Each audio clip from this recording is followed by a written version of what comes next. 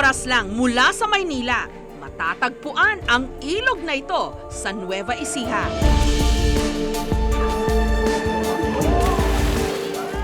Kung saan ang dumadaloy na tubig nanggaling pa ng Sierra Madre.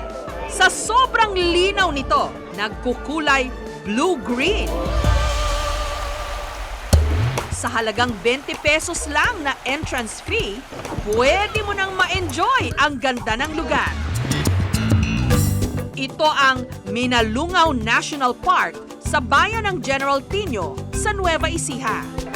Pwede ritong rumenta ng balsa sa halagang 500 pesos. Pwedeng mag-picnic kasama ang buong pamilya sa gitna mismo ng ilog.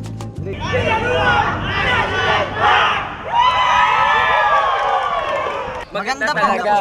Nire-recommenda po namin sa mga kagaya namin kabataan na imbes na mamasyal sa mall, dito na lang po mamasyal. Pwedeng magpatampi-tampisaw lang. Pwede ring umakyat sa mga batuhan. Pagkatapos, mag-dive.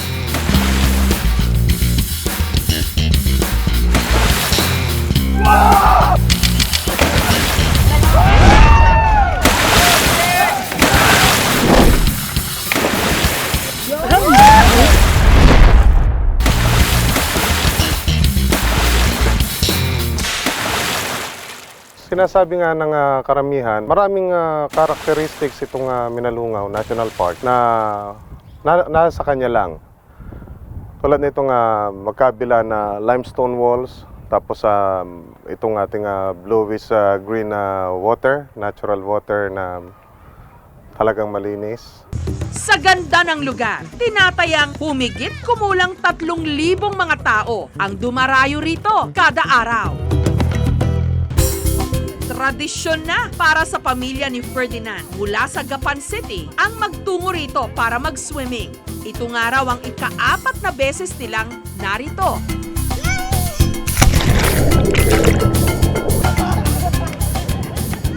Sa halagang 580 pesos lang daw kasi, sulit na ang bakasyon ng kanilang buong pamilya.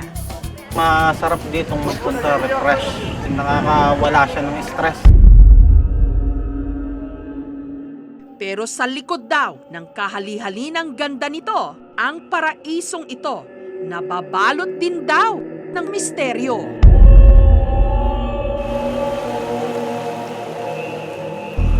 Ayon kasi sa mga usap-usapan ng mga residente, taon-taon meron daw nagbubuwis ng buhay sa ilog at ang nakapagtataka raw, malimit na lalaki ang kinukuha. Pero hindi lang daw basta-basta lalaki. Ayon pa sa mga kwento, madalas daw, gwapo.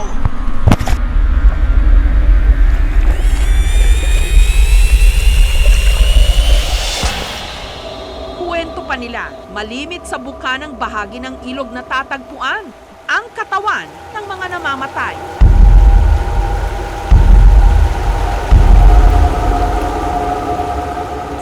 At kapag nakukuha ang bangkay, tanging leeg at mukha lang daw nito ang maitim.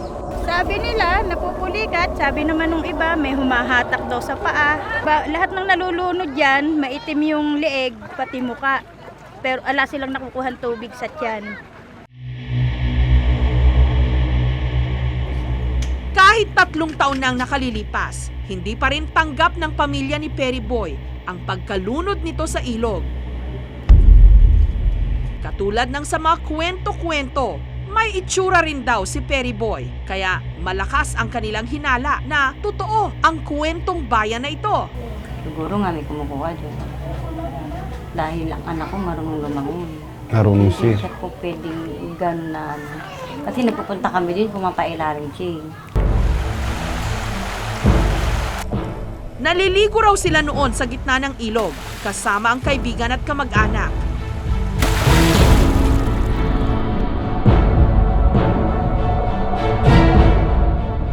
Nung biglang pulikatin ang kaibigan ni Perry Boy. Sinagip siya ni Perry Boy. Pero pinulikat din ito at hindi na nakalangoy ng maayos.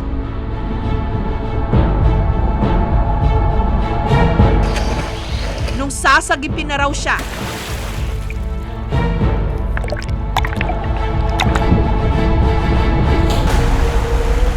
Biglang lumakas ang agos ng tubig, kaya nahirapan daw silang makalapit sa kanya hanggang unti-unti na raw itong lumubog sa tubig.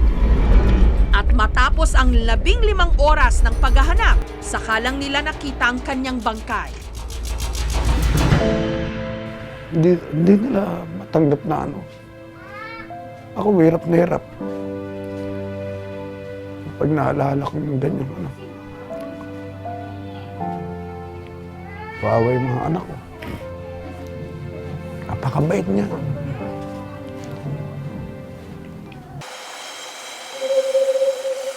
Ang 78 anyos na si Lola Fausta, ang pinakamatandang naninirahan malapit sa Minalungaw National Park.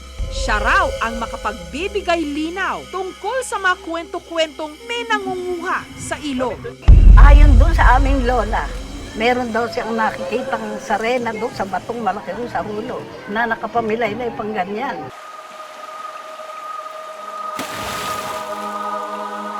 Yun siguro ang sabi nila kung isa parang nangahatak pa rin, kaya puro lalaki ang namamatay. Pagkapangit at nagkamali ng hatak, nabubuhay yung pangit. Pero pag maganda, namamatay. May ilang pangitain din daw sa tuwing may kukuning buhay na naman ang ilog. Ayon sa mga usap-usapan, ito'y kapag nakita raw na parang kumukulo ang bahaging ito ng ilog.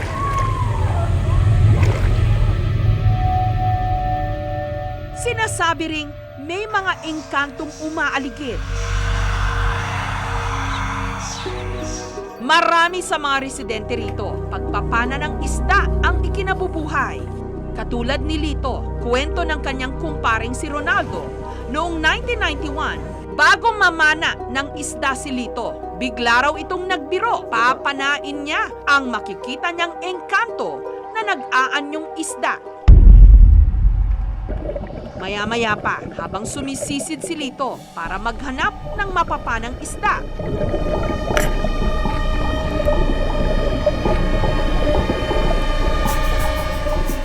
Nagtaka si Ronaldo kung bakit nagtagal si Lito sa ilalim ng tubig. Hanggang sa bangkay na nung si Lito'y kanyang nakita. Kinuha ko na siyang patay sa ilalim. Kasi sabi nila, nagsa-isda raw, naghugis isda. Yung may hawak nitong lugar. Katulad ni Ronaldo, nakita rin daw ng anak ni Lopez ang diumanoy itim na isda na naging dahilan daw ng muntikan ng pagkalunod ng kanyang anak na si Janice. 5 years old noon. Mabuti na lang daw at nailigtas ito ng kanyang mga magulang. Sabi ng misis ko, titingnan mo yung bata, ayaw mo kako sisiring ko na lang pag nalunod. Ayun, parang ako kinuha niya. Yung parang tinikis yung aking kwan. May pagsubok sa akin ganun. Kwento ng kanyang anak na si Janice. Meron daw tila malaking isda at hipon na di umano humatak sa kanyang mga paa. Malaki pong isda, hinatak po ako. Tapos po napunta po ako sa malalim. May kasama po siyang hipon. Para maiwasan ang panibagong sakuna, ang lokal na pamahalaan ng General Tino nagtalaga na ng mga magbabantay sa mga naliligo sa ilog. Pag po ma'am nakapwesto na, kami na po yung magbibigay ng babala sa kanila. Kahit na lang may babala kaming nakalagay dyan, personal po namin pinagsasabihang mag-iingat at para makaiwas sa sakuna. Nag-imbita rin kami ng professional diver para hingin ang kanilang opinyon kung talaga nga bang may kababalaghang nangyayari sa National Park.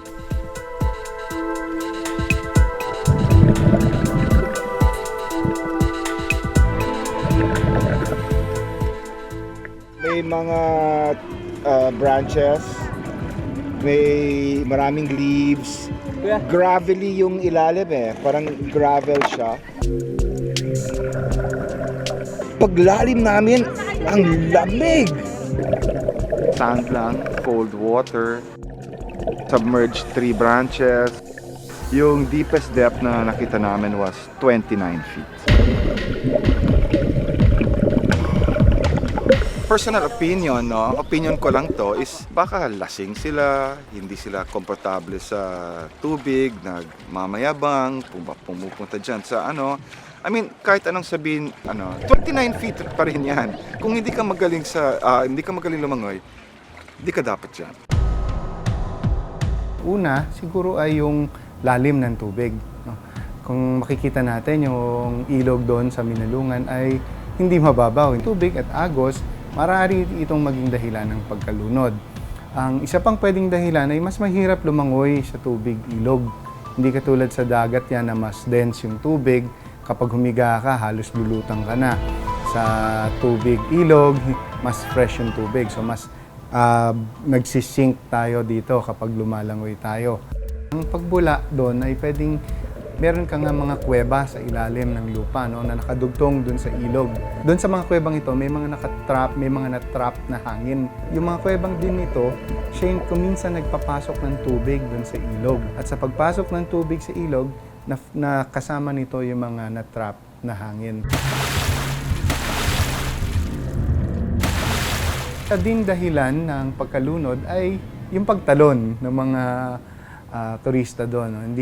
Akala nila flat lang yung ilalim, pero yung nature nga ng limestone, maraming butas, tapos kuminsan may butas, tapos may nakausling bato. No?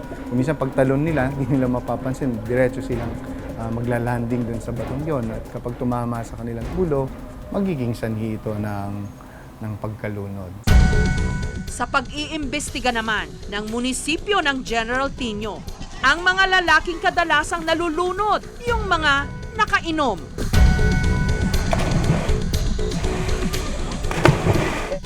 Madali po ma'am silang pagsabihan sa umpisa.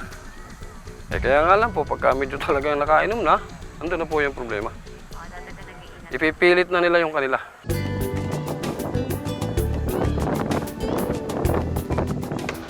Bali, wala po kayong dapat ikatakot dito sa Minalungaw National Park.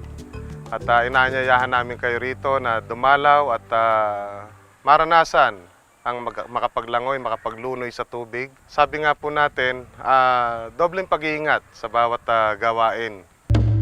Totoo man o hindi ang mga sinasabing engkanto o misteryo sa mga lugar na inyong papasyalan, dapat mag-ingat at sa kalikasan magpakita ng respeto.